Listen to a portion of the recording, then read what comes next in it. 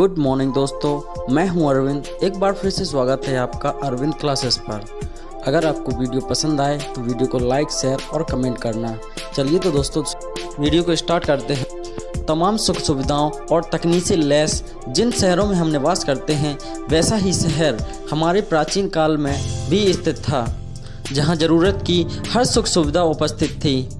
हम बात कर रहे हैं सिंधु सभ्यता के सबसे व्यवस्थित शहर मोहनजोदड़ो की। कहते हैं कि ये शहर इतना व्यवस्थित था कि उस समय इसकी कल्पना करना भी आसान नहीं था। अफसोस की बात तो यह है कि यह सभ्यता पूर्ण रूप से खत्म हो चुकी है, क्योंकि इसका इतिहास अब एक मिस्ट्री से कम नहीं है। चलिए तो शुरू करते हैं। हेलो दोस्तों, मैं हूं अरविंद अनुरागी। यूनिवर्सल फैक्ट की दुनिया में आपका स्वागत है। मोहनजोदड़ो का इतिहास। मोहनजोदड़ो सिंधु सभ्यता का सबसे एक प्रमुख शहर हुआ करता था, जो पाकिस्तान के सिंधु प्रांत में स्थित है तथा इसकी 2500 BC के आसपास इसका निर्माण। मोहनजोदड़ो सिंधी भाषा का शब्द है, जिसका अर्थ है मुर्दों का टीला। सबसे पहले चार्ल्स मैसन ने इन टीलों की ओर ध्यान दिया। मोहनजोदड़ो व्यवस्थित तरीके से बनाया गया एक ऐसा शहर था जहां पर सुख सुविधाएं की सभी वस्तुएं उपस्थित थीं। यहाँ घर भी कच्ची ईंटों के नहीं बल्कि पक्की ईंटों के बनाए जाते थे। यहाँ पर शौचालय, स्नान घर और पानी की निकासी के लिए नालियाँ भी बनी थीं, जिन्हें बाकायदा ईंटों से ढका हुआ था। यहाँ की नालियाँ सड़क के बीचों बीच स्थित थीं। यहाँ के लोग खेती करके अपने स्वयं के बर्तन बनाते थे।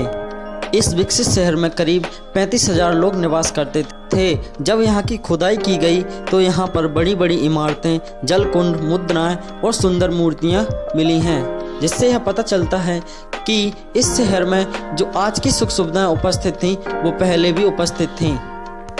यह शहर इतना व्यवस्थित था कि हर कोई भी देखकर इसे चौंक जाए। ऐसा लगता है किसी आर्किटेक्चर ने इसका नक्शा कर पास किया हो और उसी हिसाब से बनाया गया हो। हर चीज़ इतनी व्यवस्थित थी और एक समय यह शहर मिट्टी के ढेर में दब गया और इसका अस्तित्व ही खत्म हो गया। ऐसे में सवाल उठता है कि यह शहर मिट्टी के ढेर में कैसे दब गया। मोहनजोदड़ो की खोज कुछ इस प्रकार से हुई। जब 1856 में एक अंग्रेज इंजीनियर ने रेलवे लाइन बिछाने के लिए यहाँ से गुजरा तो देखा उसे यहाँ पर एक पक्की ईंट मिली जो आज की ही तरह मजबूत थी। जब उसने यहाँ के आसपास के लोगों से पूछताछ की तो पता चला यहाँ पर जितने भी आसपास घर बने हुए हैं वो इन्हीं ईंटों से बने हैं। तब वह समझ गए कि यह कोई मामूली ईंट नहीं है। तब चार्ल्स मैसन ने इसकी खोज में बड़ी शिद्दत से ही जुट गए। दयाराम साहनी ने 1921 में आधिकारिक तौर पर सिंधु सभ्यता की खोज की। Advance lifestyle. मोहनजोदड़ो में रहने वाले लोगों की लाइफस्टाइल ने सबसे ज़्यादा लोगों का ध्यान आकर्षित किया। यहाँ पर रहने वाले लोग व्यवस्थित तरीके से रहते और यहाँ की संस्कृति और यहाँ के शहर इतने बड़े थे कि माना जाता है कि यूरोप और अमेरिका के शहरों को भी मात देते थे। यह शहर करीब 500 एकड़ में फैला हुआ था। माना जाता है कि इसका ड्राफ्ट किसी कुशल इंजीनियर ने तैयार किया हो, लेकिन हैरानी की बात यह है कि यह नॉर्मल कारीगरों द्वारा ही बनाया गया था। इसके शहर के चारों ओर मोटी मोटी दीवारें थीं, जिसे देख ऐसा लगता है कि इसका निर्माण पूरी प्लानिंग के साथ तैयार हुआ हो। कहा जाता है पहली नाली का निर्माण यहीं से शुरू हुआ था। माना जाता है खोजकर्ताओं के द्वारा यहाँ के लोग खेती करना, गेहूं और चावल जैसी फसलों को उगाना अच्छी तरह जानते थे और यहाँ के लोग पशुओं को भी पालते थे। सन 1922 में राखलदास बनर्जी ने मोहनजोदड़ो की खोज पर काम करना प्रारंभ किया। वे पुरातत्व सर्वेक्षण के मेंबर, लेकिन एक समय के बाद उन्होंने खुदाई करना बंद कर दिया क्योंकि इससे प्रकृति का काफी नुकसान हो रहा था। पहली विशेषता है मैथ। उन्हें जोड़ घटाना गणित का पूर्णतः ज्ञान था। दूसरी विशेषता है गुड आर्किटेक्चर। यहाँ पर पक्की ईंटों के घर बनाए गए थे। यहाँ पर स्नान घर, रसोई घर पूर्णतः व्यवस्थित तरीके से बनाए गए थे। यहाँ पर पानी की निकासी के लिए नालियाँ भी स्थित थीं। यह नगर शहर इतनी लिपिबद्ध तरीके से बनाया गया था कि कोई भी धोखा खा जाए कि प्राचीन समय में भी इस प्रकार का शहर हो सकता है।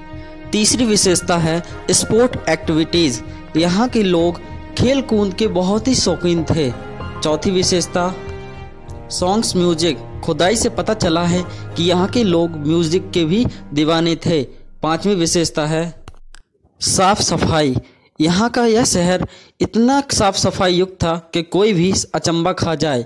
सबसे बड़ी बात यह थी कि यहाँ पर पानी के लिए नालियाँ व्यवस्थित थीं। छठवीं विशेषता है चिकित्सा, यहाँ के लोग चिकित्सा के बारे में भी जानते थे।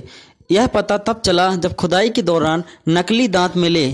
यहाँ के लोग आज की तरह चिकित्सा का भी ज्ञान रखते थे। सातवीं विशेषता चित्रकारी और मूर्तियाँ, यहाँ पर खुदाई के दौरान सुंदर सुंदर मूर्तियाँ और चित्रकारी के भी नमूने मिले। आठवीं विशेषता है सिक्के या मुद्राएं, आज की तरह पहले भी सिक्के और मुद्राएं चलती थीं जो आज भी म्यूजियम में रखी हैं। नौवीं विशेषता है खेती, वे मोटे अनाज बाजरा मक्का गेहूं आदि जैसी खेती किया करते थे। 10वीं विशेषता है सोने चांदी के गहने, खुदाई के दौरान जो भी हमें साक्ष्य मिले हैं उससे पता चलता है कि पहले के लोग बड़े बड़े गहने सोने चांदी के पहनते थे। 11वीं विशेषता है सुरक्षा, शहर के चारों ओर मोटी मोटी दीवारें बनी थीं जिससे बाहर का आदमी कोई भी प्रवेश ना कर सके। तो देखा दोस्तों, यह शहर कितना विकसित और आज की तरह आधुनिक तरीके से बनाया गया था। अगर यह वीडियो आपको पसंद आया हो तो वीडियो को लाइक करें, शेयर करें तथा कमेंट करें, और जिसने चैनल सब्सक्राइब ना किया हो वह चैनल को सब्सक्राइब कर लें। थैंक यू दोस्तों, जय हिंद, बाय बाय।